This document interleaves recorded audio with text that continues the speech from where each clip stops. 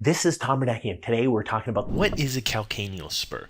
Most people think that this spur would cause pain. Now, does that look like it causes pain to you?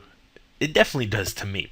A sharp spike in your soft tissue, but I'm going to show you how studies show that people with heel spurs but without plantar fascia pain do not have any pain in the morning. So you don't necessarily have to have someone come in and chop out your heel spur.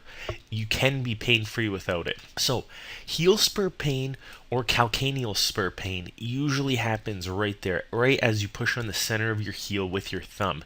But for most people, in the more common area, if you bend your big toe back, your medial plantar fascia will become tight and you could feel it, and that's what's going to really be hurting. So the heel spur is not something that develops itself and causes pain, but it's something that happens along with years of painful plantar fascia. As the plantar fascia, which is the ligament at the bottom of your foot that holds it together, pulls on the heel, over time the bone gets ripped out, bleeds, adds a little bit of bone every day, every week, and then over decades you develop this gigantic heel spur that extends into the muscles of the bottom of your foot. And this is the muscles that hold the foot together along with your plantar fascia. So, the plantar fascia, this is a ligament. Think of it as a thick old elastic that when you stretch, little cracks develop. Now, your body does its best to heal these little cracks through a process known as inflammation, but the body just never gets a chance to really catch up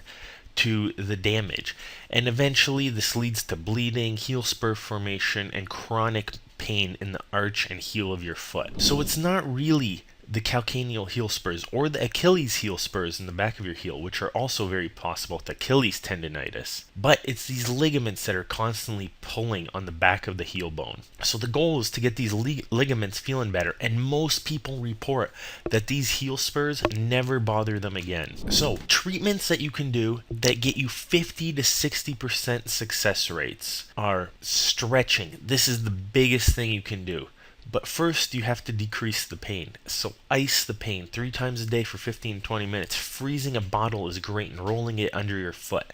Massage the arch of your foot with a tennis ball, with a golf ball. These things all work great. You could even have your significant other do it. Take oral anti-inflammatories or topical anti-inflammatories as recommended by your doctor. Different types for different people if you have heart or kidney problems. But then once the pain's gone over a week or two, stretching keeps it away. Stretching shows to be the most critical element of this treatment process. Then, people who are doing all these and are still not feeling 100% better, look into good shoe choices, good running shoes that support your arch.